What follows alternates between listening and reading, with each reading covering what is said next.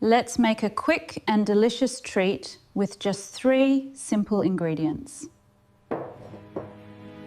Start by slicing your banana into bite-sized pieces. Next, add a layer of creamy peanut butter on top.